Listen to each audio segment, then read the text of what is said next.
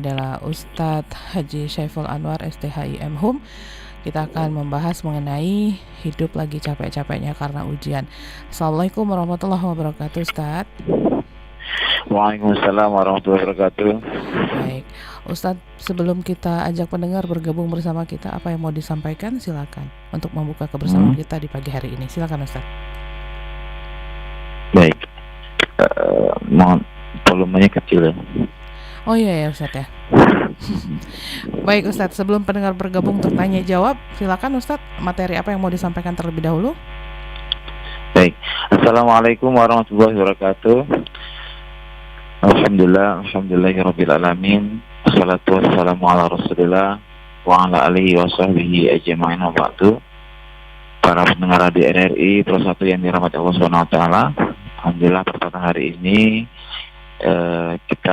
tema kita kali ini tentang hidup itu kalau lagi capek-capeknya kadang ada yang kena ujian ya. Luar biasa. Sebenarnya seperti mirip kayak komentar netizen ya. Lagi capek-capeknya malah kena ujian, pas lagi ekonomi sulit, nyari kerjaan susah, kadang ikut bantu suami sudah, ikut nyari duit sudah, malah dia selingkuh. Aduh, luar biasa ya. Kadang dapat ujian lagi. Tapi ada yang sudah sikapnya baik ya, sudah sikap baik ya, kemudian sudah dia rajin ke masjid, ngurus masjid, bahkan nggak diapa-apain, nggak dibayar juga dia nerima tuh. Bahkan dia rajin bersih-bersih, ikut pengajian, bahkan bantuin sosial keagamaan, malah kena fitnah. Itu luar biasa ya. Lalu bagaimana Islam menghadapi hal ini atau Al-Quran menghadapi hal ini? Nah sebenarnya hidup itu tak luput dari capek ya. Balah itu wajar ya. Karena memang walaupun dia seorang pengusaha atau penguasa atau orang kaya, tentu orang seperti itu makin sibuk ya, makin kaya makin sibuk ya, makin jadi pejabat dia makin sibuk ya. Dan tentu capek, tentu capek. Karena memang dalam Al-Quran dikatakan laqad khalaqnal insana fi kabad. Sesungguhnya kami telah menciptakan manusia berada dalam susah payah ya. Karena situ ada tulisannya laqad, itu adalah lamu taukid, penegasan yang benar-benar pasti terjadi. Jadi pasti manusia itu dalam kondisi susah, pasti sulit gitu. Karena minimal yang paling sederhana, karena saking susahnya manusia, minimal adalah ada yang gravitasi. Ketika kita jalan, mungkin jatuh, terpleset jatuh itu nggak ke atas, itu ke bawah. Dan itu benturan dengan benda yang di bawah. Kayak dia manjat pohon, jatuh, itu sederhana. Jadi yang gravitasi itu juga ada bagian menyulitkan kita kan, karena kita nggak jatuhnya pasti terbentuk dengan yang di bawah. Jadi walaupun kadang tidur juga kalau kebanyakan capek ya, kalau nganggur juga terlalu capek ya. Jadi semua sebenarnya capek semua ya, karena memang diciptakan di kabada. Karena manusia itu dalam kondisi sulit ya, susah memang diciptakan oleh Allah Subhanahu wa taala ya. Yang kedua memang hidup itu dan juga mati itu diuji oleh Allah ya. Alladzi khalaqal mauta wal hayata liyabluwakum ayyukum ahsanu amala. Jadi yang menjadikan mati hidup itu ya Allah ciptakan itu supaya dia menguji kamu. Apakah dia di antara kamu yang lebih baik amalnya. Jadi yang Allah ujikan itu adalah amal yang paling baik, bukan yang paling banyak ya. Jadi paling ahsan wa amala. Jadi ada enggak siapa di antara kalian yang paling baik amalnya. Jadi bukan paling banyak tuh. Jadi yang kira paling banyak tapi enggak ikhlas. Makanya diuji, ya kan, diuji Allah SWT apakah dia termasuk orang yang paling baik amalnya. Nah sebenarnya ada orang yang juga diuji dengan kebaikan, ada juga kesulitan ya. Ada juga yang memang misalnya kalau dia melakukan keburukan, tiba-tiba dia dapat kesulitan. Jadi itu juga adalah bagian dari ujian. Misalnya dia menolong orang tuanya tuh, jangan main hujan. Nanti demam, ternyata beneran dia main hujan. Karena dia bilang itu. Maka menjawab dengan kata kepada orang tua kan la taqul lahum uff, yang berkata kepada orang tua mah. Lalu dia mengatakan ayo dah, gitu. Itu kena juga tuh. Itu salah satu penyebab karena dosa juga ya. Jadi jatuh sanksi sama dia. Maka seharusnya dia mohon ampun kepada Allah Subhanahu wa taala. Itu juga bagian dari ujiannya juga. Kemudian ada juga ujian keimanan tuh. Iman, ibarat kalau kita pengen mendapatkan madu gitu ya. Di pohon kita manjat ya, siap-siap ya, hati-hati itu sangat lebah. Karena memang luar biasa, nggak semudah itu kita mendapatkan madu. Kadang kan disengat dulu, kadang kita main asap dulu ya, karena untuk mendapatkan itu. Maka para sahabat ini pernah bertanya kepada Rasul ya, dalam soal Al-Baqarah ayat 214, am hasibatum an tadkhul jannah walamma ya'tikum masalul ladzina khalau min qablikum. Apakah kamu mengira bahwa kamu akan masuk surga padahal padahal belum datang kepadamu cobaan sebagaimana halnya orang-orang terdahulu sebelum kamu. Jadi harus dapat cobaan dulu dong. Ya.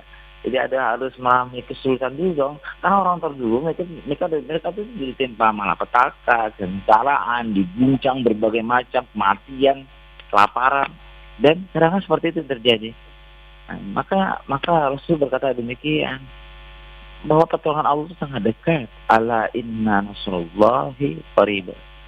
Itu pertolongan Allah sangat dekat. Jadi kalau pengen masuk surga nggak semudah itu, harus diuji dulu, gitu. Harus dibersihkan dulu dosanya. Cara sisanya bagaimana itu diuji, ya berat, ya sulit sekali. Tak semudah itu memang masuk surga, dan itu memang harus diuji seperti orang-orang hebat terdahulu. Seperti para rasul pastinya ya, kan? Itu orang ulama zaman dulu kan semudah itu, dan mereka diuji, dan itu dan benar-benar teruji ya. Jadi kalau ada suami istri yang marah-marah, konflik rumah tangga, masalah ekonomi dan lain sebagainya, ya itu juga ada bagian dari ujian ya. Makanya kalau misalnya dia pengen naik lagi rumah tangganya, film yang dari Sakinah Mawaddah Rahmah, ya harus melewati ujian itu. Jangan tiba-tiba cerai ya kan. Makanya setiap naik itu berbeda ujiannya, kayak seperti kayak anak SD ya, ujian SD, SMP, SMA itu beda-beda. Maka semakin dia naik, maka semakin sulit. Nah begitu juga. Juga demikian. Kalau pengen surganya di pinggiran ya nggak terlalu. Tapi kalau surganya bersama Rasul di dalam ya, singgasananya di dalam ya tentu ini jauh lebih berat. Nah itu makanya kita harus menyadari hal itu. Makanya kata Allah dalam surah Al-Baqarah tadi, jadi apakah kamu mengira bahwa kamu akan masuk surga? Nggak semudah itu. Am hasibatum an tadkhulul jannah. Kamu mengira masuk surga?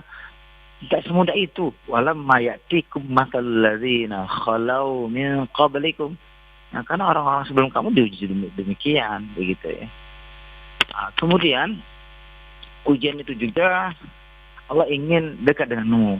Ya, Allah dengan dekat, Allah merindukan kamu, minta. Kalau sudah diizinkan ketika kita misalnya kesandung batu, aduh ya Allah sakit sekali gitu ya. Nah itu kan tandanya kita itu Allah disebut namanya, ingin Allah merindukan kita. Allah agar kamu minta, ya Allah sembuhin dong gitu.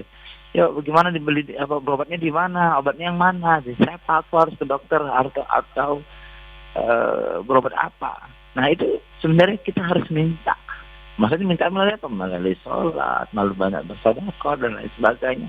Itu bentuk cara-cara yang mendapatkan solusi. Maka dalam Al-Quran itu dikatakan fa inna ma'al usri yusra, inna ma'al usri yusra. Sudah 2 kali loh. Sampai 2 kali. Dan ini sangat terucap sampai 2 kali. Jadi jalan mudah itu bisa jadi satu masalah, satu kesulitan itu di berbarengannya itu ada 2 jalan atau lebih ya. Jadi banyak sekali jalannya. Jadi cara Allah untuk berkaitan kita dengan Allah yaitu melalui tadi mungkin dengan adanya ujian-ujian tersebut. Ada juga ujian itu untuk tujuan memperbaiki diri. Mungkin karena pernah salah ya. Karena dalam Al-Quran dikatakan zaharal fasadu fil bahri wal bahri bima kasabat aydin nas.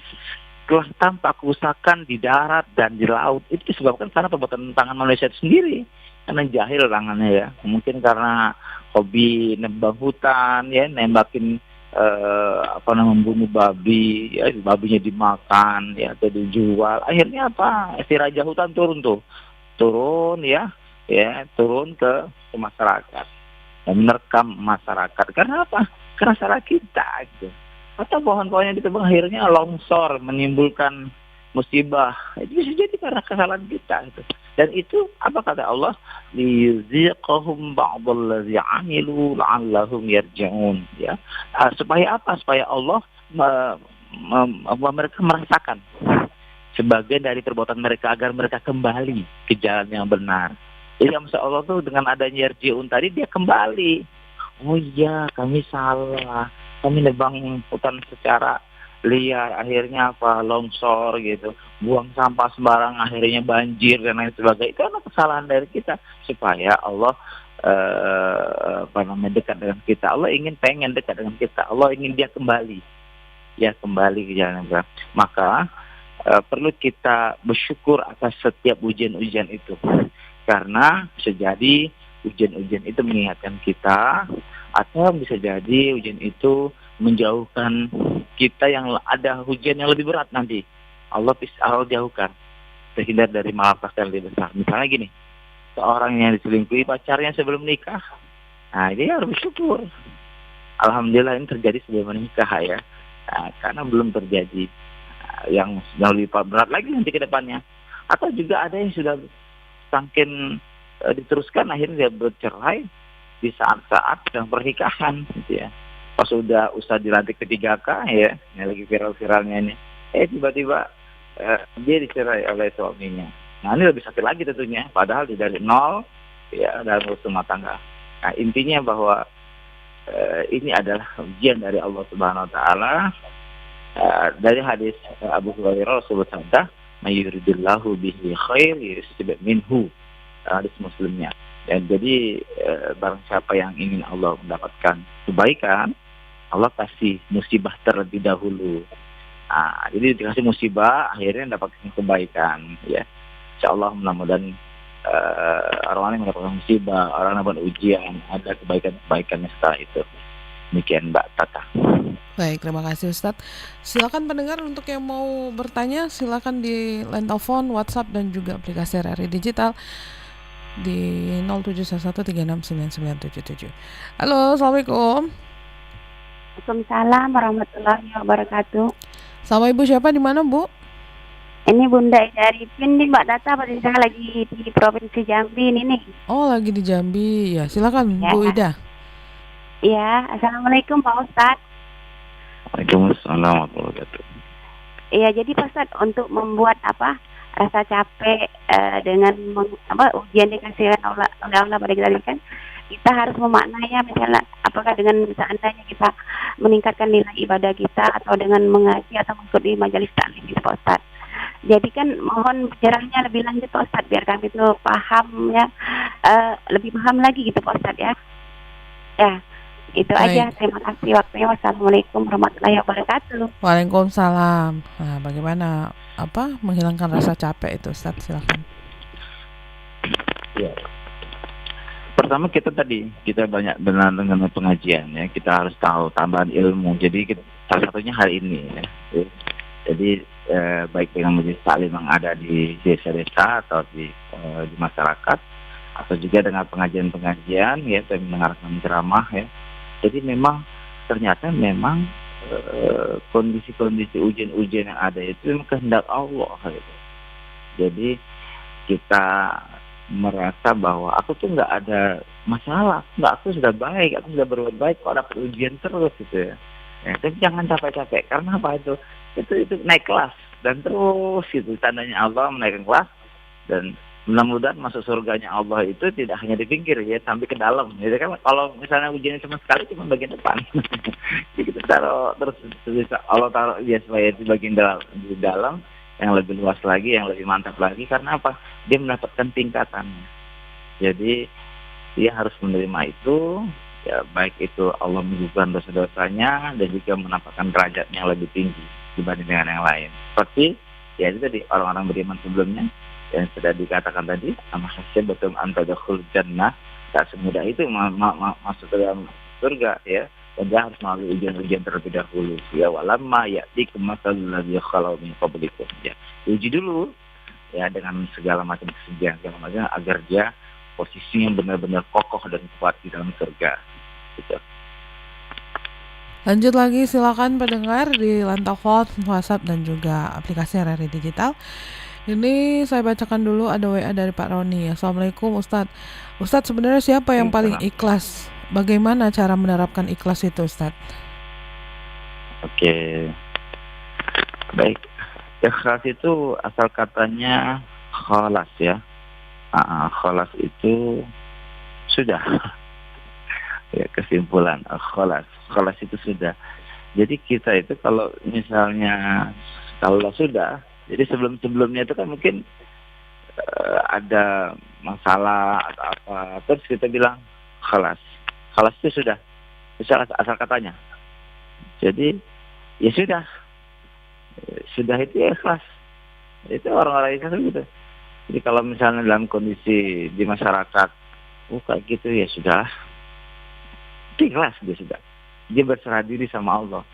Amma yatawakkal Allah fahuwa hasbuh. Allah cukupkan orang-orang yang bertakwa ini dengan rezeki-rezekinya Allah. Allah akan tambah rezeki lagi. Jadi sudah. Saya ikhlas aja. Gimana jawabannya? Ya sudah. Ya sudah, ikhlas. Jadi ikhlas itu sebelumnya ada kebingungan kayak dalam surah Al-Ikhlas itu kan ada qul huwallahu ahad. Orang sebelum-sebelumnya pada bingung. Nah, Tuhan itu yang ke mana? Tapi setelah dijelaskan dalam Al-Quran, ternyata Allah itu adalah tempat bergantung. Allah itu enggak dua, Allah itu enggak tiga, tapi ahad. Allah itu juga bukan satu. Tapi Allah bukan satu, tapi Allah itu ahad, esa. Jadi kalau satu kan ada ranking 2, 3, kalau ranking 1 kan ada ranking 2, ranking 3. Makanya Allah tidak menuliskan qul huwallahu wahidun, tapi qul huwallahu ahadun. Itu untuk keesaan Allah. Jadi kita tuh langsung ikhlasnya begitu. Ikhlasin, oh iya ya, Allah itu esa, nggak bisa 1, nggak bisa 2, nggak bisa 3, nggak bisa 4 gitu kan. Tempat dia bergantung, tidak dilahirkan, tidak melahirkan. Nah, di situ sebelumnya ada kebimbangan. Dan setelah dia tenang dan merasa tenang, sudah jelas, maka dia bilang ikhlas. Makanya surah Al-Ikhlas adalah surat ya sudah saya nerima, saya berserah diri. Begitu. Jadi sistemnya begitu. Jadi kita ketemu dengan ujian juga, kita juga harus ya sudah. Ini ujian dari Allah Subhanahu Wa Taala. Itu Mbak. Oke, udah dijawab ya pertanyaannya. Lanjut lagi, silakan pendengar. Halo, assalamualaikum. Waalaikumsalam. Sama Ibu siapa, di mana Bu? Di Palembang, di Kelapa. Nama siapa nama? Nama Mbak Siti Aisyah. Silakan Mbak. Ya, ini pertanyaan temanya apa? Apa Mbak? Temanya apa? Oh, hidup lagi capek-capeknya gitu. Oh ya, ini Pak Ustaz. Assalamualaikum. Assalamualaikum warahmatullahi wabarakatuh. Bagaimana Pak Ustaz? Kita kan sering capek ya, kadang di rumah tangga, tentang keluarga. Kadang ya ada keselnya juga ya. Bagaimana kita bisa menenangkan pikiran? Ya namanya kita bawa kan namanya banyak ini banyak itunya ya, tapi kadang pusing mikir. Bagaimana itu Pak Ustaz? Itu aja bentar penjelasannya. Wassalamualaikum warahmatullahi wabarakatuh. Waalaikumsalam warahmatullahi wabarakatuh. Silakan Ustaz. Hebatnya orang beriman itu seperti pohon lentur ya. Kadang ditiup angin ya, kadang ke kiri, kadang ke kanan, kata Rasul. Kadang kan lagi tenang, dia tegak lagi berdiri. Nah, solusinya kan dalam kondisi capek, segala macam, kesal, itu kan ujian dari Allah. Solusinya adalah sabar. Jadi kesabaran itulah yang akan menaikkan poin-poinnya dia. Poin-poin naik lagi derajatnya, poin lagi naik derajatnya. Karena itu tadi, jadi memang ujian untuk kita. Jadi ketika dapat musibah, orang beriman itu ya dia bersabar. Tapi ketika dia beruntung, dia bersyukur. Nah, jadi kan kita benar, selama ini mendapat rezeki, alhamdulillah, dia bersyukur, dia baik dengan lisannya maupun dengan hatinya maupun dengan sikapnya. Dia berbagi, itu kan ada bagian dari syukur. Tapi ketika dia diuji oleh Allah dengan kesal, ya, baik dalam rumah tangga, di masyarakat dan lain sebagainya, dia kesal tuh, dia sabar. Ya sabar. Nah, sabar itulah bagian dari ciri khas orang beriman. Itu, Bu. Sudah jawab ya pertanyaannya. Lanjut lagi, silakan. Halo. Assalamualaikum Mbak Tata. Waalaikumsalam. Sama Bapak siapa di mana, Pak? Jakaria. Silakan, Pak. Assalamualaikum Pak Ustadz. Waalaikumsalam warahmatullahi wabarakatuh, Pak Zakaria. Iya, semoga Pak selalu sehat ya. Gini Ustadz, mau tanya masalah soal istighfar Ustadz. Jadi yang kita dengar ini akan ada yang diucapkan itu astagfirullahaladzim, astagfirullah robbal baroya, astagfirullah minakotoya. Jadi kan di situ kan minta ampun, kemudian kita juga memuji Allah. Ustadz, bagaimana penjelasan Ustadz? Karena kebanyakan kita dengar kan Ustadz astagfirullah itu mohon ampun itu astagfirullah. Apakah itu memang merupakan itu penguatan diri kita untuk minta ampun kepada Allah? Mohon pencerahannya Ustadz. Terima kasih. Assalamualaikum warahmatullahi wabarakatuh. Waalaikumsalam warahmatullahi wabarakatuh. Silakan Ustaz. Baik ya. Kita itu memang diperintahkan untuk memohon ampun atas semua kesalahan kita. Dalam versi macam-macam ya. Ada yang pendek, yang panjang istighfarnya, terserah. Yang menjadi kita mohon ampun kepada Allah. Kalau kita pengen, yang paling pertama dalam bertobat itu adalah kita harus menyesal. Kunci dalam istighfar itu adalah bertobat itu adalah menyesal. Oh, saya salah. Nah, kemudian terucaplah astagfirullahaladzim, allazi la ilaha illa huwal hayyul qayyum, atau ditambah yang versi-versi tadi.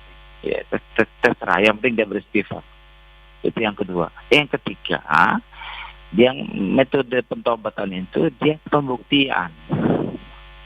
Oh, saya nggak mau lagi melakukan itu. Nah, dia ya, kalau punya salah, yang zaman dulu pernah mencuri, ya setelah dia bertobat dia nggak mencuri lagi gitu. Jadi ada 3 macam. Jadi ada versi-versi. Kalau secara lisan ya bisa tadi dengan cara tadi. Tapi harus 3 dia menggunakan. Pertama menyesal. Kalau istighfar tanpa menyesal susah. Harus menyesal dulu diri. Astagfirullahaladzim ya. Jadi panjangnya juga boleh. Yang kedua istighfar. Yang ketiga pembuktian. Adanya bukti bahwa saya tidak akan mengulang lagi hal itu. Itu bagian dari cara pertobatan kita. Karena memang setiap manusia itu al-insanu makan khotok wansian. Setiap manusia itu pasti salah. Ya, pasti salah. Apapun selama dia hidup pasti ada yang memiliki kesalahan. Baik itu walaupun dia seorang alim sekalipun, namanya selagi mereknya dia manusia pasti salah ya. Bahkan Nabi Adam alaihissalam juga pernah salah itu. Ya kan, la taqrabaha syajarata fatakuna minal zalimin. Jangan deketin pohon ini kalian berdua itu. Akhirnya masih deketin. Nah, akhirnya kamu terzalimi kan karena kesalahan kamu sendiri gitu. Nah, ketika itu Nabi Adam memohon ampun kepada Allah. Fatalaqa Adam min rabbih kalimatin fataba alaihi. Ketika Nabi Adam mohon ampun pada Allah dan mengucapkan kalimat-kalimat yang thayyibah tadi, baik yang istighfar dan segala macamnya itu, ya dia berzikir kepada Allah dan mohon ampun kepada Allah. Innahu huwat tawwabur rahim. Allah mengampuni semua dosa-dosanya. Dan Allah juga Maha Penyayang. Jadi intinya apapun salah kita, apapun dari kita istighfar dengan versi yang macam-macam terserah ya. Yang jelas kita mohon ampun kepada Allah Subhanahu wa taala. Mudah-mudahan Allah Subhanahu wa taala mengampuni dosa kita. Intinya kita harus ada rasa menyesalnya, istighfarnya, ya kita. Dan ketiga adalah pembuktian. Kalau bisa ditambah yang keempat adalah salat taubat ya. Mohon ampun kepada Allah, salat taubat 2 rakaat ya. Diusahakan terus setiap hari agar semua kekeliruan kita, semua kesalahan kita itu diampuni oleh Allah Subhanahu wa taala. Itu Mbak Tata. Ya, lanjut lagi. Saya bacakan WA dulu yang udah masuk. Ada Pak Romli di bawah. Assalamualaikum Ustadz. Pertanyaannya, ketika kita melakukan sesuatu perbuatan dengan tidak sengaja, perbuatan kita itu merusak hak orang lain. Apakah itu ujian agar selanjutnya kita berhati-hati dalam hal apapun, atau Allah sudah menakdirkan kejadian itu, atau disebabkan kita banyak dosa begitu Ustadz? Mohon penjelasannya. Ya, baik. Melakukan sesuatu yang tidak sengaja, baik itu lupa, itu adalah salah satu bentuk dosa yang bisa jadi tidak sengaja atau bisa jadi dosa karena lupa ya. Itu juga adalah bagian dari dosa. Jadi ada dosa sengaja, ada dosa tidak sengaja, ada dosa terpaksa, ada dosa lupa. Jadi ada 3 macam dosa ya dalam Islam ini yang itu diampuni oleh Allah Subhanahu wa taala, luar biasa. Jadi dosa-dosa yang model konsep lupa, kemudian dipaksa orang ya, benar dia tidak mau melakukan itu ya sebenarnya. Tapi karena kondisi yang memang harus mentakdirkan dia harus terpaksa, harus lupa karena ketiduran ya, misalnya, karena mungkin dia tidak sengaja melakukannya, dan ini adalah Allah Subhanahu wa taala akan mengampuni dosa-dosanya semua atas 3 macam tadi. Ada yang tidak sengaja, kemudian terpaksa, dan lupa ya. Apakah ini juga bagian daripada ujian Allah Subhanahu wa taala? Iya. Sebenarnya kita berusaha, nggak boleh berusaha ya, tapi ternyata berusaha kita jaga ya, jangan sampai kita melakukan itu. Tapi ternyata karena mungkin kondisi dan lingkungan dan segala macam membuat kita nggak terpikirkan, akhirnya itu teruskan. Maka solusinya tetap minta maaf kepada Allah Subhanahu wa taala atas kehilafan itu, dan ini adalah bagian juga ujian untuk belajar untuk selalu mengingat Allah Subhanahu wa taala. Ala bizikrillah tatma'innul qulub. Jadi benar-benar kita harus ingat Allah agar tenang, jadi biar ingat selalu ya semua kurangan tadi kita perbaiki biar nggak salah lagi ya. Dan ya itulah adalah bagian ujian juga. Lupa itu di bagian ujian juga. Mudah-mudahan, tapi jangan khawatir, ini adalah Allah Subhanahu wa taala akan mengampuni dosa-dosa kita. Walaupun kita lupa, walaupun terpaksa, ya, walaupun kita nggak sengaja, itu diampuni oleh Allah. Jadi kuncinya seperti tadi, dia harus menyesal, kemudian dia harus beristighfar, dan ada pembuktian, jangan sampai dia kena lagi ya. Tapi kalau lupa lagi, manusia berarti, dan memang benar-benar terjadi lagi, ya itu tadi. Yang penting ada, kita tidak berniat untuk itu. Yang penting kita tidak berniat. Itu kuncinya. Insya Allah Allah SWT mengampuni dosa-dosa kita. Itu Mbak Tata. Oke, baiklah kalau begitu. Silakan lanjut lagi pendengar. Halo, Assalamualaikum. Waalaikumsalam. Sama siapa di mana Pak? Ini Mbak Tata. Iya, Pak Kiwai ya. Iya. Silakan Pak. Ingin tanya dengan Pak Ustaz. Agak keluar tema boleh nggak? Tapi agak kait-kaitan dengan Islam ya. Nah, yang saya tanya boleh Bang Kiwai. Kan ada 3 tuh. Apa tuh? Berbakti kepada orang tua ya. Mendirikan sholat ya waktunya. Yang saya tanyakan jihad di jalan Allah. Jihad di jalan Allah ini kan kita tentunya patut membela negara, membela agama. Nah, di samping itu apakah ada lagi yang jihad yang diterima oleh di mata Allah itu selain lihat kedua jihad itu? Itu aja. Terima kasih waktunya Pak Ustaz. Baik, silakan Ustaz. Baik. Ya, haji juga jihad. Ya. Menuntut ilmu juga jihad. Ya. Jihad itu artinya sungguh-sungguh. Hamil, ngurus anak, melahirkan bayi juga bagian dari jihad. Jadi kita ngurus rumah tangga ini juga jihad. Jahadah, kesungguhan. Jadi ada jihad yang bersungguh-sungguh. Jadi semua yang bersungguh-sungguh ya dengan ajaran Allah dan Rasulnya ini, itu adalah jihad. Pencari nafkah, jihad. Ya. Ada yang berdakwah dengan sungguh-sungguh berdakwah, jihad. Gitu kan. Menuntut ilmu sungguh-sungguh, jihad. Ngasuh anak di rumah, ya, di rumah, memasak. Walaupun kita jarang keluar, tapi jangan ngasuh bener, ngurusi suami dengan tulus. Si suami tulus nyari uang untuk keluarganya, ya, untuk biayai nafkahi sekolah dan segala macamnya. Itu juga adalah bagian jihad. Pergi haji juga jihad. Nah, jadi semua jihad. Semua jihad itu yang baik-baik, ya, mungkin ini adalah bentuk rasa sungguh-sungguh kita kepada atas perintah Allah Subhanahu wa taala. Jadi jihad yang paling besar jihad apa? Bisa jadi jihad haji, ya. Ya, kalau pas lagi di haji kita jihad yang paling besar jihad haji, bukan jihad melahirkan, ya. Karena maksudnya betapa, karena kondisi saat itu adalah haji diutamakan. Ya kan. Itu kalau lagi menuntut ilmu, jihadnya lebih baik apa, ya? Kita menuntut ilmu. Karena kondisinya begitu. Bukan jihad mencari uang, karena jihadnya adalah dia berdiri pesantren. Jadi kondisionalnya itu, nah, itu membuat ini lebih pas untuk berjihad adalah nyari ilmu, karena umurnya masih kecil. Jadi bukan berarti untuk cari uang, karena kondisinya adalah menuntut ilmu.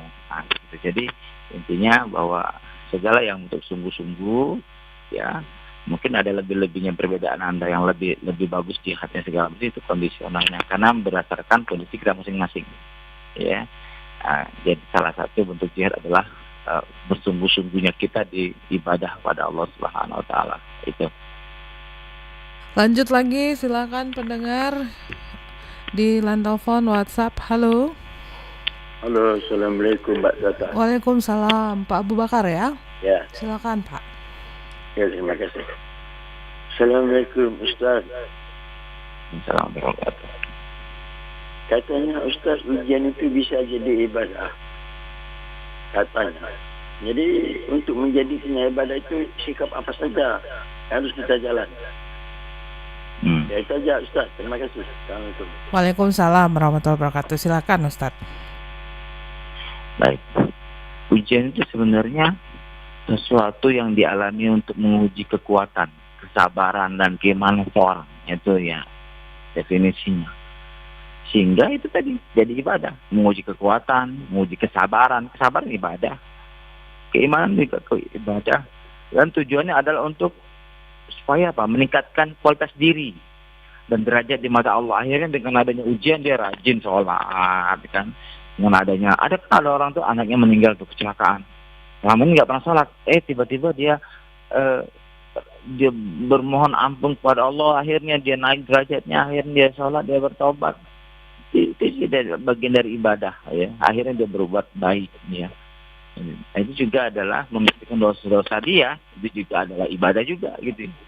Nah, sikapnya ada dengan cara apa? Sabar, ikhtiar, introspeksi diri. Nah, jadi dia sabar. Nah, ketika dia sabar menghadapi segala macam ujian itu, dia dapat poin tuh, dapat pahala. Terus dia berusaha ikhtiar. Apalagi yang saya kurang ini, saya kayak kurang sholat lima waktu deh. Saya kurang bersedekah deh. Saya ini kurang begini deh. Nah, akhirnya dia sikapnya begitu ya. Nah, ada rasa untuk pengomohan ampun, untuk menaikkan kualitas dirinya, ya, agar dia baik derajatnya di hadapan Allah Subhanahu wa taala. Ya, dengan sabar, ikhtiar, itu jadi ibadah itu semua. Akhirnya terus dia sholat, dia puasa, dia berbagi rezekinya. Ya, itu bagian dari akhirnya apa? Mengantarkan dari ujian tadi menuju ke dekatannya kepada Allah Subhanahu wa taala. Itu juga bagian daripada ibadah. Itu. Baik, sudah dijawab ya Pak Abu Bakar. Lanjut, saya bacakan WA dari Oma Ana. Assalamualaikum warahmatullahi wabarakatuh. Ustazah mau bertanya, apakah kita manusia ini selalu diuji oleh Allah Subhanahu wa taala, dan bagaimana caranya biar iman kita itu tidak diuji, Ustaz? Silakan Ustaz. Ya. Tadi sudah disampaikan ya di awal. Ya. Jadi memang setiap manusia itu diuji. Allazi khalaqal mauta wal hayata liyabluwakum ayyukum ahsanu amala. Jadi Allah memang sengaja kan menciptakan kehidupan, kematian itu adalah untuk menguji kamu. Apakah kamu bisa berbuat yang siapakah yang paling baik amalnya? Ya, dan memang tidak ada itu nggak bisa keluar dari situ. Laqad khalaqnal insana fi kabad. Sesungguhnya benar-benar ku pastikan, ku ciptakan manusia itu berada dalam susah payah. Ya, susah lah. Mengambil burung, ya harus cari perangkap dulu. Nggak bisa kita terbang kejar burung, ya kan? Ya kita nggak bisa ngambil buah-buahan itu harus manjat atau pakai batang panjang ya untuk mengambilnya itu. Terus kalau jatuh dari pohon ke bawah, nggak mungkin ke atas. Itu ada bisa jadi itu juga susah itu, ya kan? Atau ada batu sandung, ada lubang kecebur, atau kena air basah, itu juga dalam kondisi kesusahan. Tidak ada yang nggak mungkin, dan itu pasti. Nah, solusinya adalah tadi saya katakan tadi, sabar, udah, sabar itulah. Mau nangis, memang kita masih digravitasi ini bumi, kita nijak tanah, nggak mungkin kita bisa terbang. Jadi harus nempel di bumi ini. Itu salah satu bagian daripada ujian dari Allah Subhanahu Wa Taala. Ya kita terima, sabar aja. Semakin hari semakin besar, semakin ujung-ujungnya semakin tua, lama-lama mati. Ya begitulah hidup ini, muter gitu ya. Seperti daun tuh ya, daun muncul hijau, kuning, lama-lama hijau tua, lama-lama coklat, gugur, mati, itu jatuh lagi mengurai, dan begitulah kehidupan ini.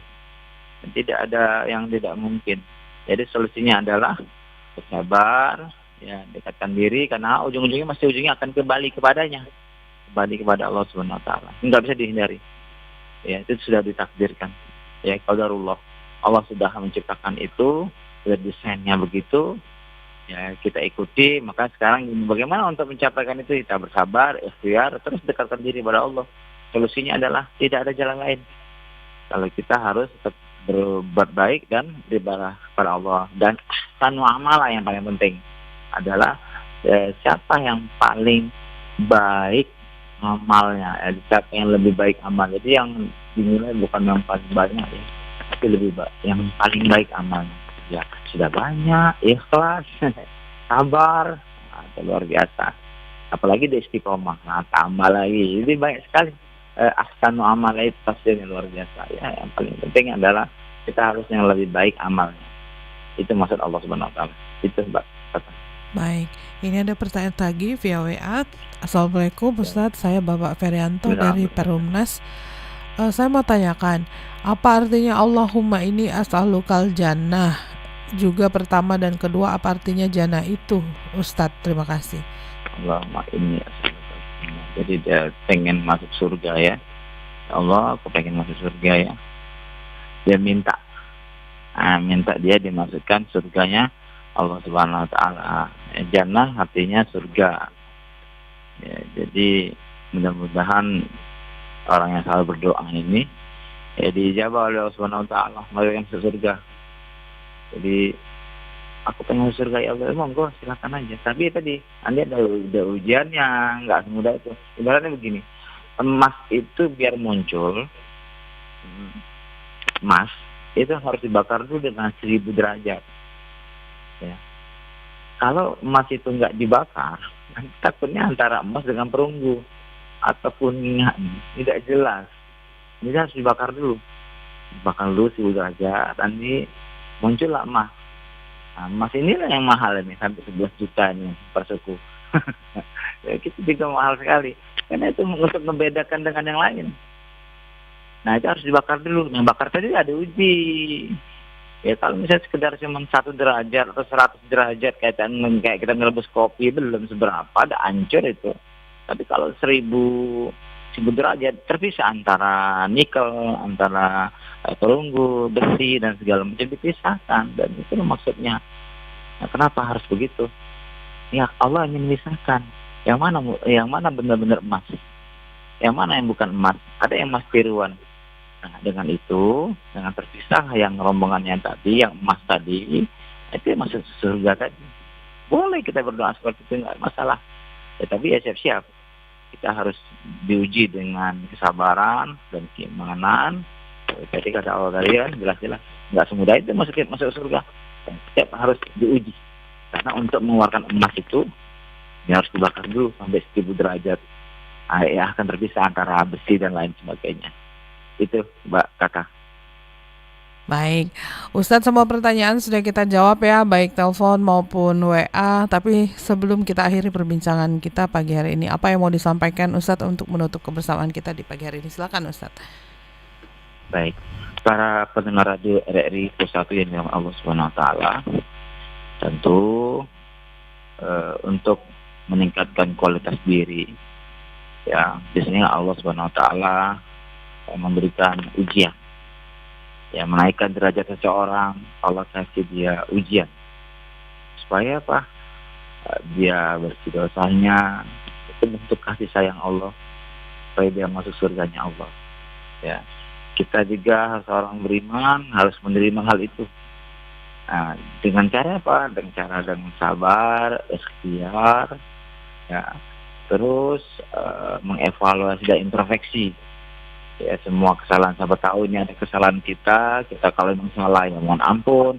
Kalau memang ternyata kita memang tidak pernah melakukan kesalahan itu, bisa jadi ujian dari Allah, ya sabar saja. Nah, sabar inilah nama ibadah. Nah, sabar inilah mendapatkan pahala. Nah, dengan adanya sabar itu dia dinaikkan derajatnya dan menjadikan kuat dia dan atas keimanannya itu. Ya luar biasa, mudah-mudahan Allah SWT meletakkan dia di surga karena kesabaran, keikhlasannya. Tersebut ya. Demikian Mbak Tata, mudah-mudahan Allah akan berkahi kita semua. Demikian, wassalamualaikum warahmatullahi wabarakatuh. Waalaikumsalam warahmatullahi wabarakatuh. Terima kasih Ustadz, selamat lanjutkan aktivitas kembali. Assalamualaikum warahmatullahi wabarakatuh.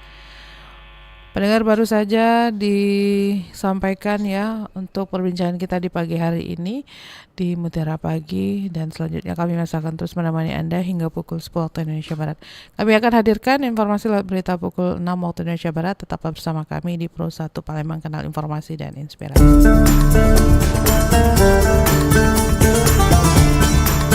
Baru saja Anda ikuti Mutiara Pagi. Terima kasih untuk kebersamaan Anda.